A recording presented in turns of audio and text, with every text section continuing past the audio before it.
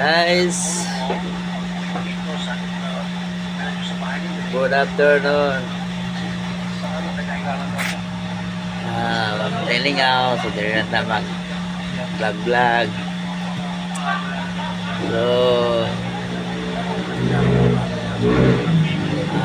mula ang ating pamanggat ngayon is si Tatay Duterte. Mula lang nakaupo si Tatay Duterte sa Malacanang, yung sahod namin malaki na. Noon ang aming mga 13 months sobrang liit, ngayon malaki na. May overtime pay kami. Dati wala.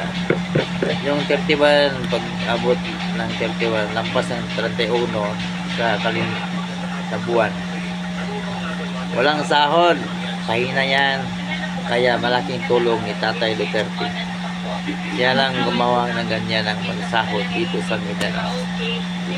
At yung